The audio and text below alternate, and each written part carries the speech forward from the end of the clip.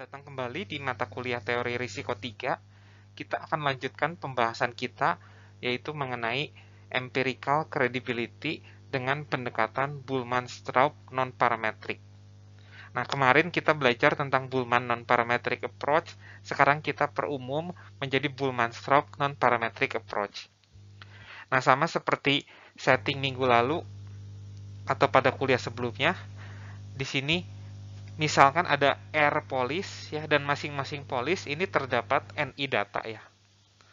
Nah, berbeda dengan kasus Bullman di mana setiap polisnya mempunyai jumlah periode yang sama, tapi di sini R polis itu mungkin punya jumlah periode yang berbeda gitu. Misalkan polis 1 ya, dia punya 10 data ke belakang, ya, polis 2 ya, dia cuma punya 8 data ke belakang ya, dan seterusnya sampai polis ke R.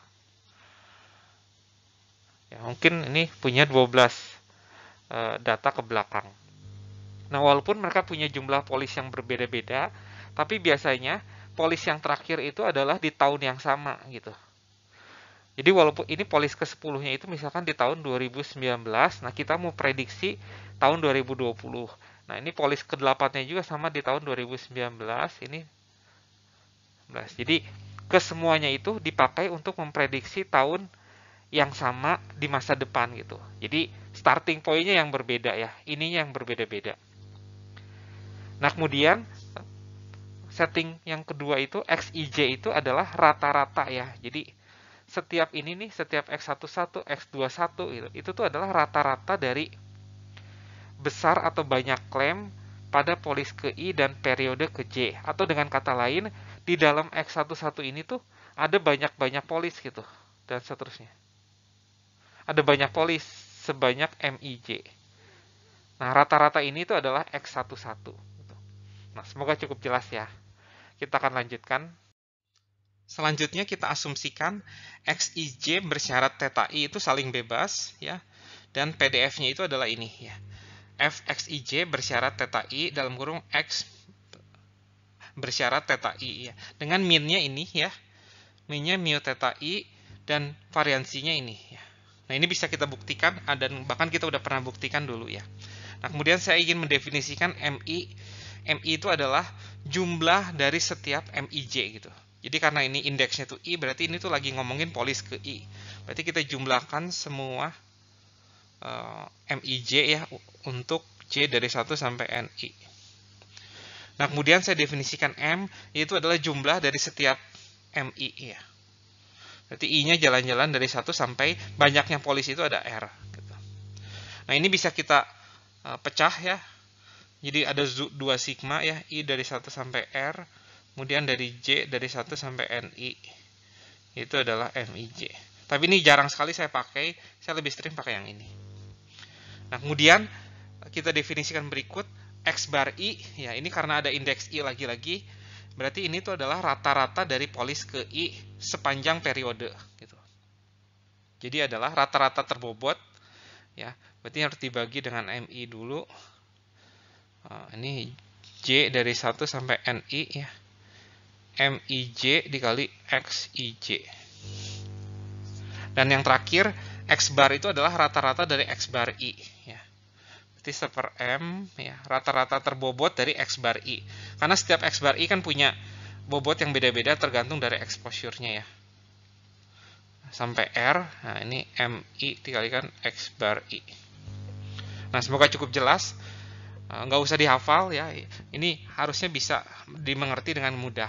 Dan terakhir, X bar I itu adalah random variable yang saling bebas. Berikut ini adalah teorema utama dari pendekatan Bullman-Straub non-parametrik ya. Jadi estimasi tabias untuk si mu itu adalah mu topi ya, dan ini adalah sama dengan X bar. Ya. Nah, kemudian estimasi tabias dari V yaitu adalah V topi. Dan V topi itu adalah ini 1 dibagi ya, jumlah dari semua NI ya, jumlah dari semua NI ya sampai R, nah, jumlah dari semua NI min 1 maksudnya ya.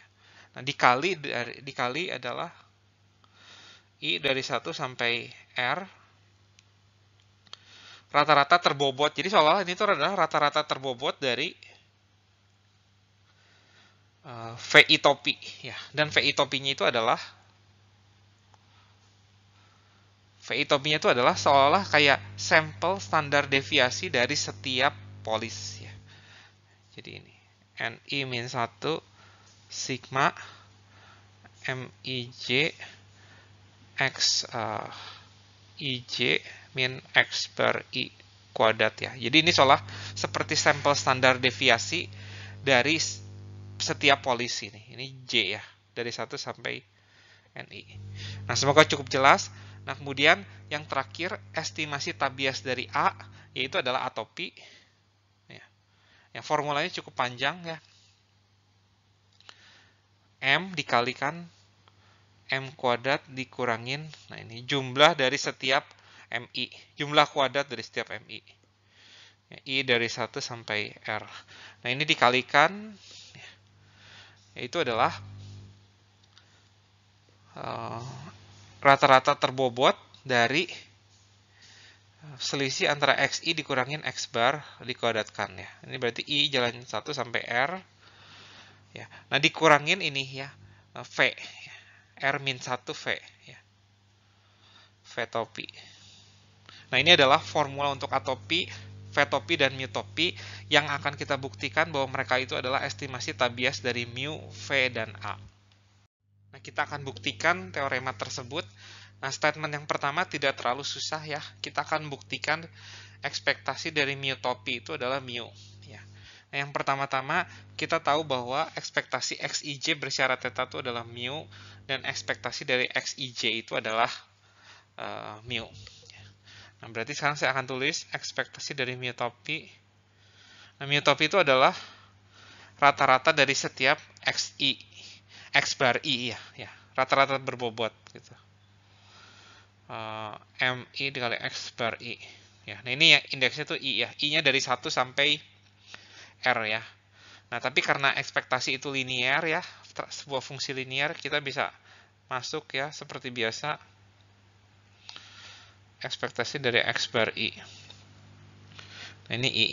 Nah, sekarang X bar I itu apa? Ya. X bar I itu apa? X bar I itu adalah rata-rata terbobot dari XIJ ya. Berarti ini adalah ekspektasi dari 1 per MI, ini MIJ, XIJ ya. Ini indeksnya J sekarang. J-nya jalan-jalan dari 1 sampai NI ya. Dan karena lagi-lagi ekspektasi itu linear, jadi ekspektasinya bisa masuk ya. Maka kita punya 2 buah sigma nih. Ya, 2 buah sigma. Nah, ini yang ini sama ini kecoret ya. Jadi saya nggak butuh MI. Ini indeksnya I, ini indeksnya J. Ini ekspektasi dari XIJ. Dan ekspektasi XIJ bisa dihitung dengan menggunakan double expectation. Atau ini bisa langsung pakai ini aja nih, mu ya. Jadi itu sama dengan mu. Ini I ya, ini indeksnya I, ini indeksnya J. Ini adalah MIJ mu ya. Nah, jika di total, mu-nya totalnya itu ada sejumlah M buah ya. Jadi pertama mu-nya keluar dulu deh ya. Ini I, ini mu-nya keluar dulu. Ini ada MIJ ya. Nah, ini adalah MI ya. Nih, mu dikalikan MI. Nah, sekarang mu-nya bisa keluar juga ya. Nah, terus sigma MI itu adalah M ya. Jadi M per M kecoret. Jadi terbukti ekspektasi mu topi itu adalah mu. Nah, sekarang kita akan buktikan untuk statement yang kedua, yaitu V topi itu adalah estimasi tabias dari V.